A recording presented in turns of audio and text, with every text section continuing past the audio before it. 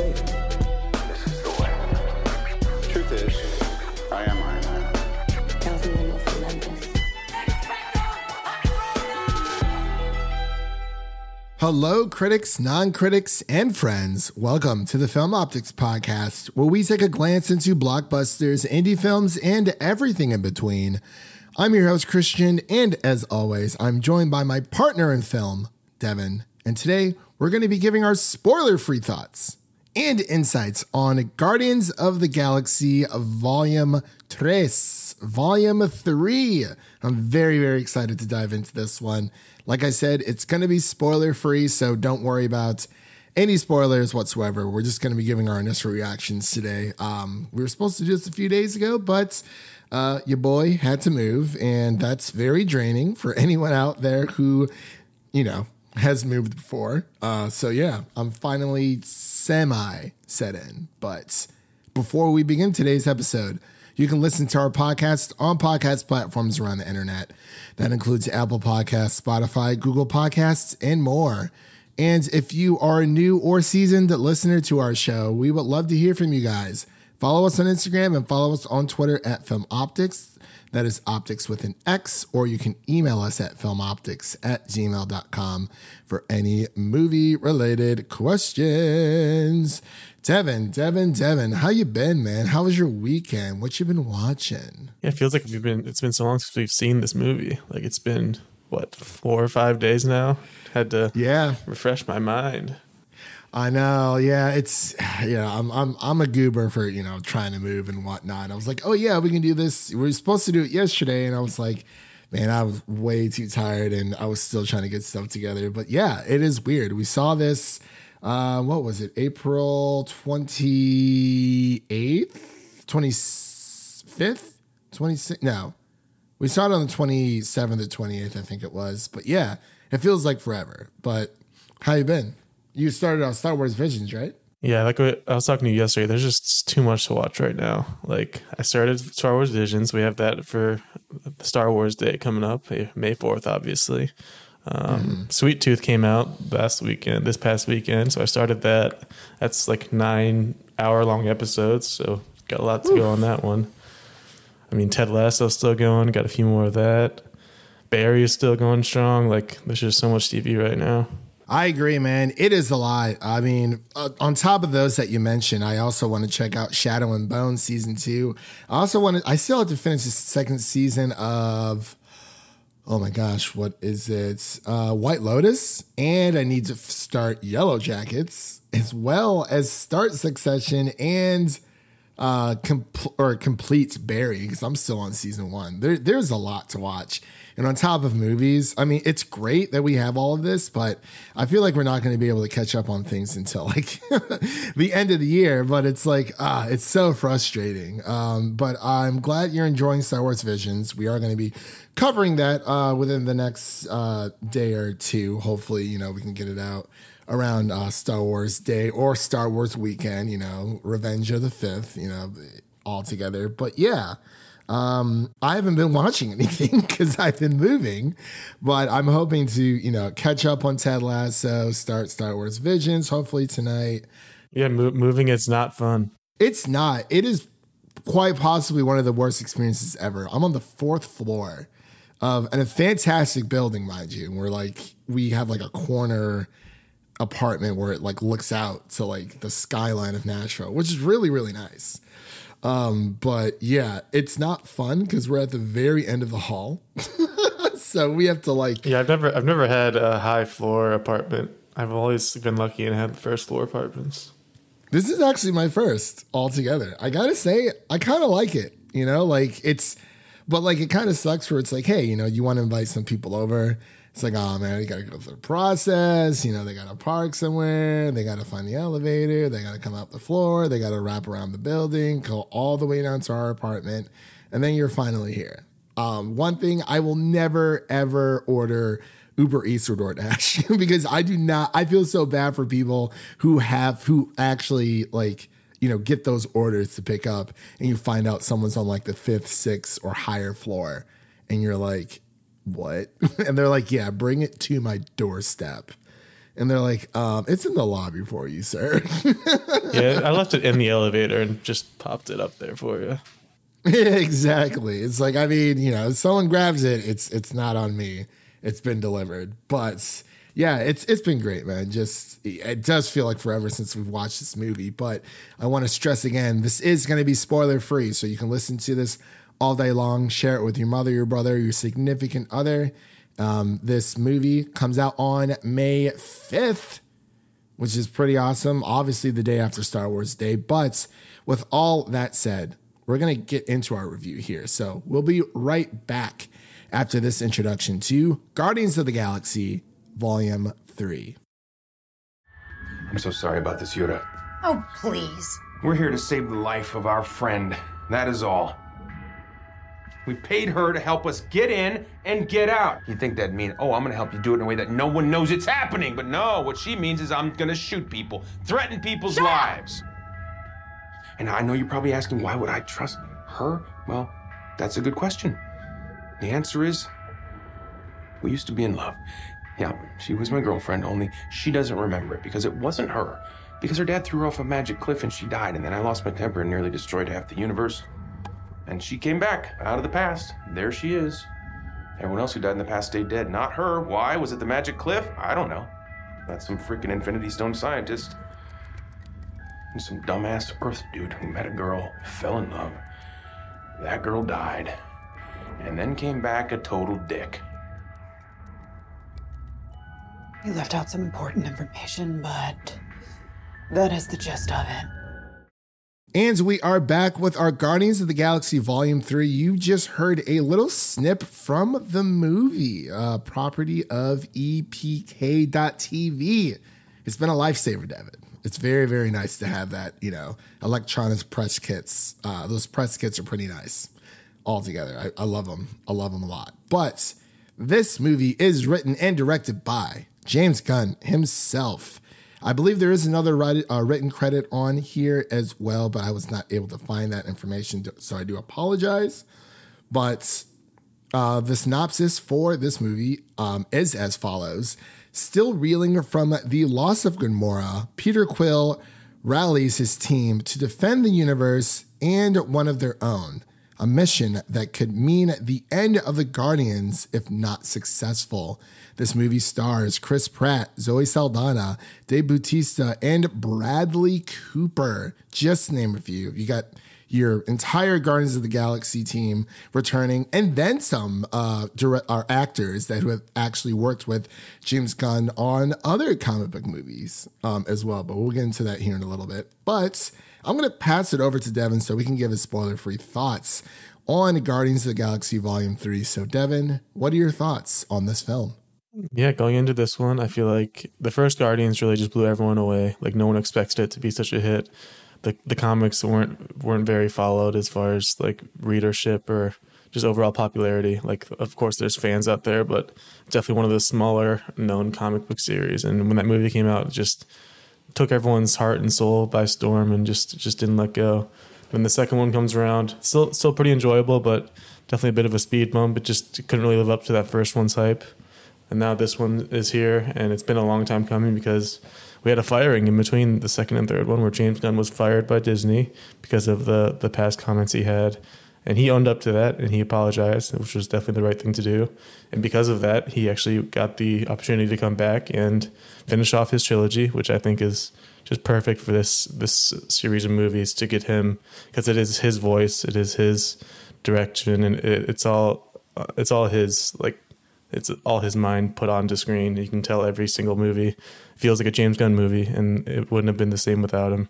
So I'm glad he was able to finish off his trilogy, and I think it's a great conclusion to the trilogy. Like, I don't really have many complaints as far as the ending. I thought it was a perfect conclusion for this team of ragtag pirate type people just going through the galaxy. And sometimes you got to go your separate ways. Sometimes you got to find a new home. Sometimes you got to just keep on fighting the fight. I love the introduction of new characters here. We finally get to see Adam Warlock. He's been teased since, I believe, the original Guardians of the Galaxy. Will Poulter is great. Kind of a more newborn-ish Adam Warlock, they kind of explained, where he doesn't really know anything about the world, so he's just kind of running around blindly, just doing what his mom says, which is pretty funny. And then we get you mentioned some Suicide Squad Peacemaker alumni with Chikwudi Iwuji. That's my guess at the pronunciation. Could be incorrect, but it feels right. Yeah. And he's playing the High Evolutionary, which is definitely an interesting villain. Yeah, that is true. I was actually going to say Ratcatcher is in this movie, I believe. I believe it's her. I am blanking on the actress's name. Yeah, I think I know the character you're talking about. The one that helps them on this strange planet they go to. The one that also had Nathan Fillion. Yeah. One of them's Nathan Fillion. But yeah, the actress who plays Ratcatcher, she was at the premiere for this movie.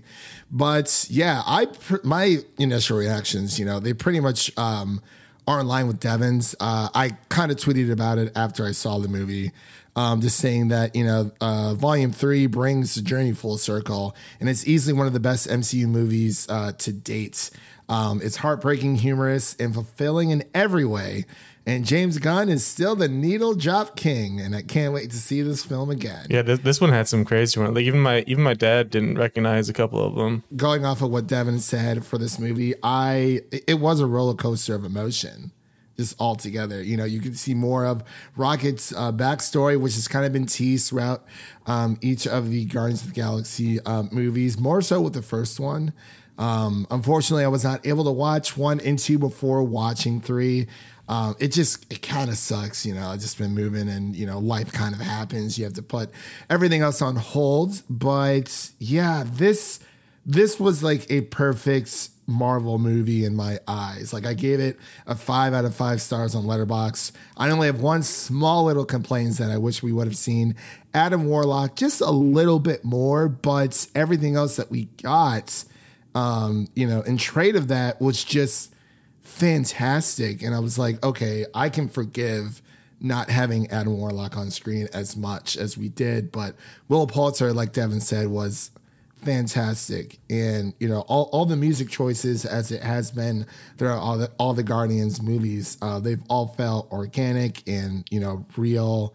They fit the scene that they come with. And there's like a fantastic like action heavy scene, which of course we're not going to dive into, but we can just say it's a hallway scene, another Marvel hallway scene. Like they know what they're doing. They really do. But I mean, overall, the movie's just, it's great. I've seen a lot of people out there saying, oh, this is the best movie. Or other critics that have seen it early as we did, saying that, oh, it's the best movie since Endgame. And I'm like, Spider-Man No Way Home is right there. So I'm going to say it's the best MCU movie since No Way Home, because the level of emotion and laughter and just engagement into the story that I have No Way Home, it just easily transferred over to Guardians of the Galaxy, from Spider-Man No Way Home to Guardians of the Galaxy Volume 3.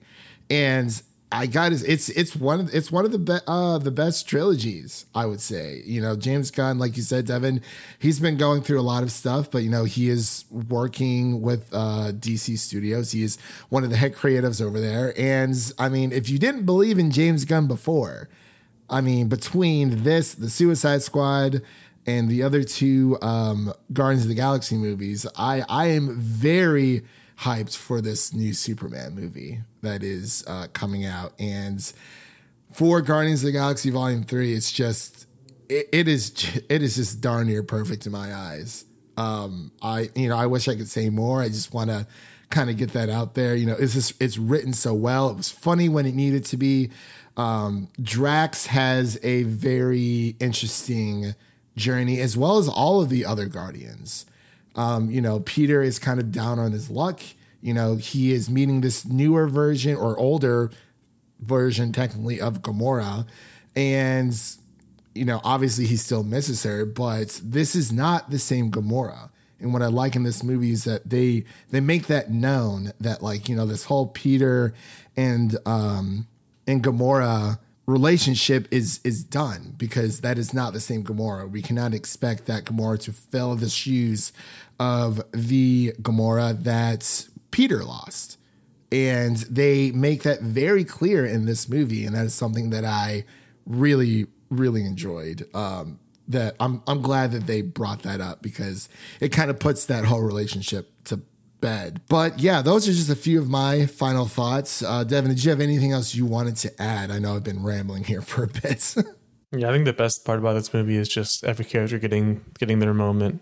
Like he just does such a good job of writing these characters and making you feel emotionally attached to each of them individually, and he does such a good job of spreading out the moments to where everybody gets their time to shine. And that's kind of what makes James Gunn shine, is just his character artwork. And this one is definitely more so focused on Rocket, which is really cool to see because he's such an interesting character.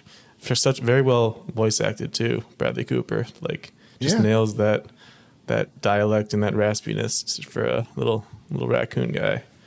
It's just so fun to see. Definitely some emotional moments, as you'd expect, and a lot of humor, as you'd expect.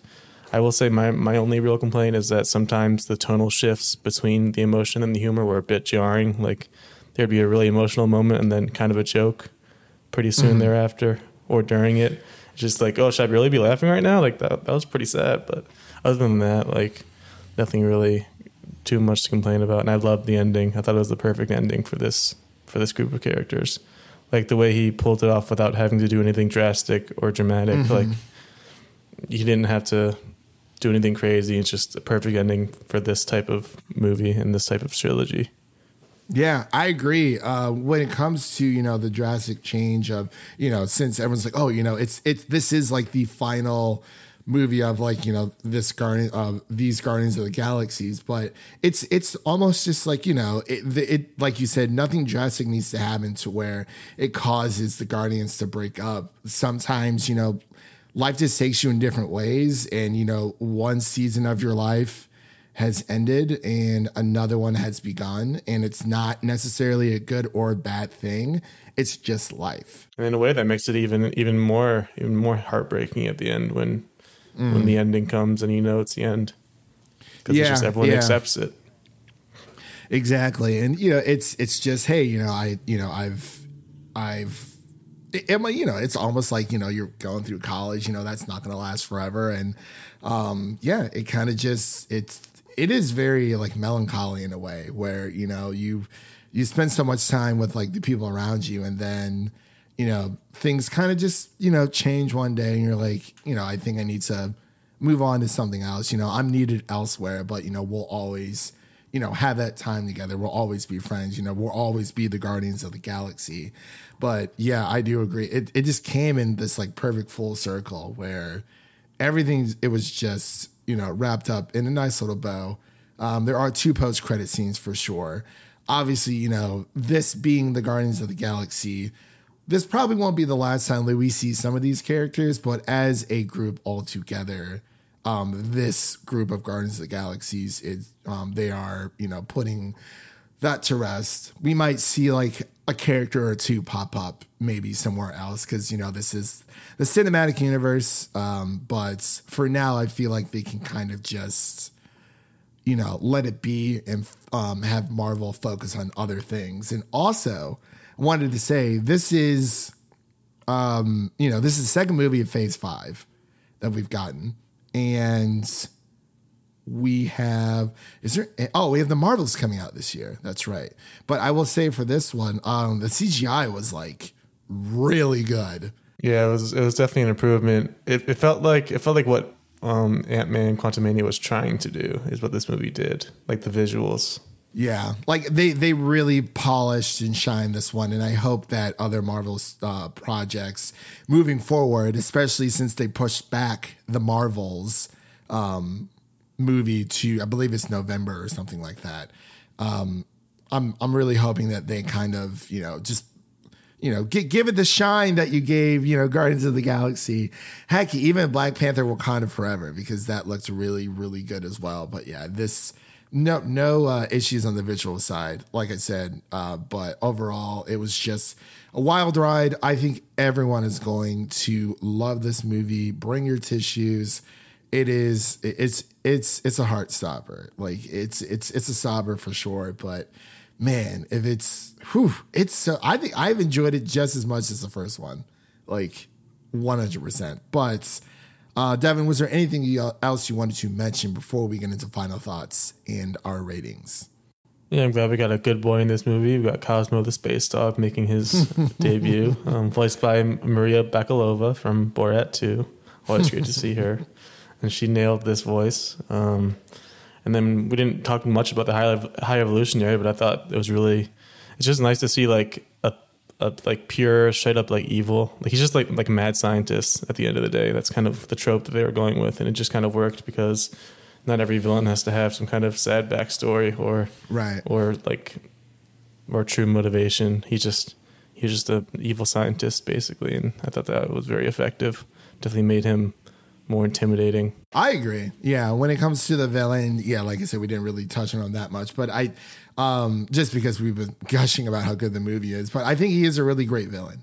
Overall, I think Nebula was amazing as well. You know, she's kind of, you know, getting a little tired of the Guardians, and I think that kind of ties back into like, you know, trying to just, you know, move on, you know, your season of your life with these people that they consider your family. You know, it's a until we meet each other again type of moments. But yeah, the High Evolutionary was great. I love it how we just have a villain who's just, you know, evil just for being evil. You know, like he experiments on these creatures, and he's looking to improve them.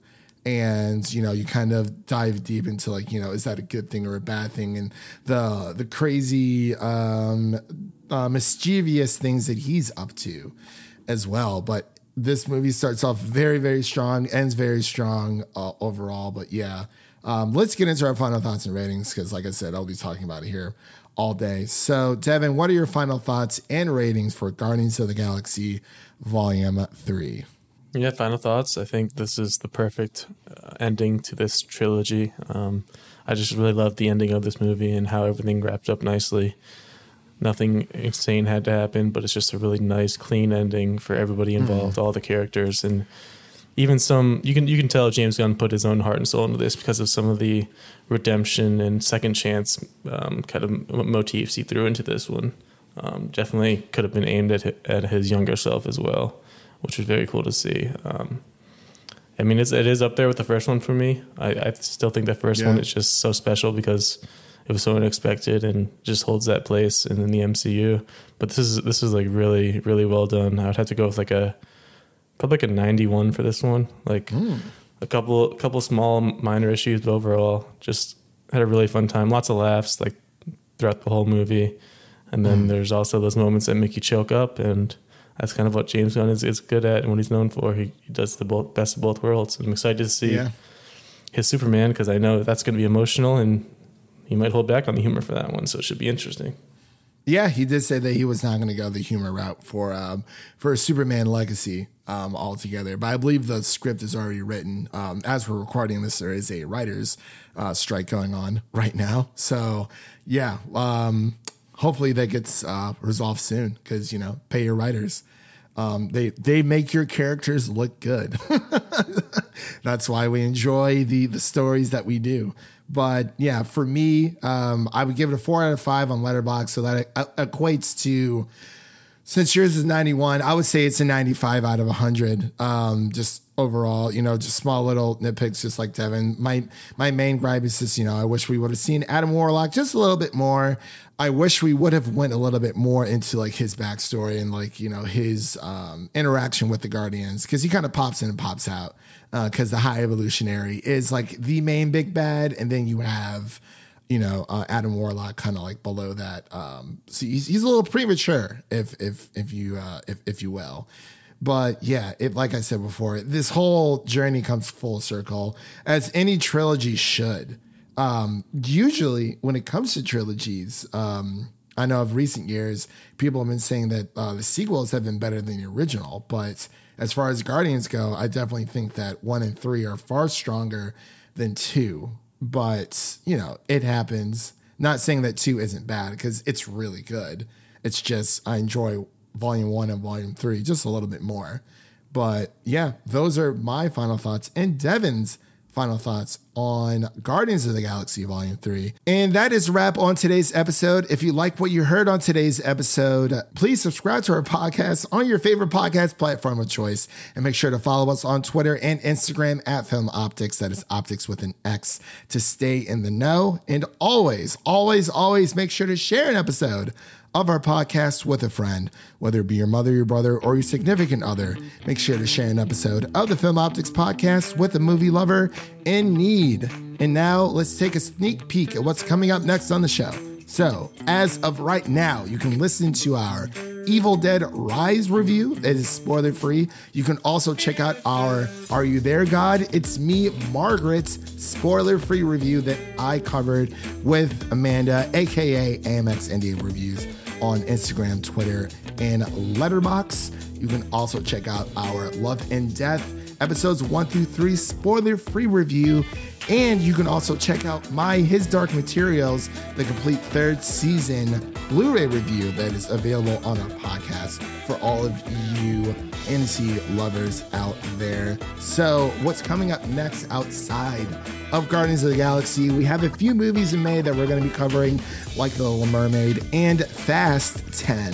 But also, we got some Star Wars Day coming up. We're going to be covering Star Wars Visions Season 2 for you guys, coming up within the next coming few days. I believe it hits on May 4th. So we're going to try to get that out for you guys as fast as possible.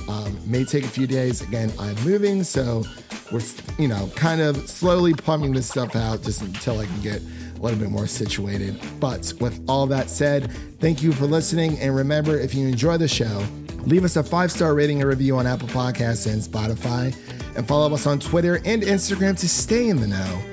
I'm Christian, and that was Devin signing off. And we'll see you guys in the next one. Peace.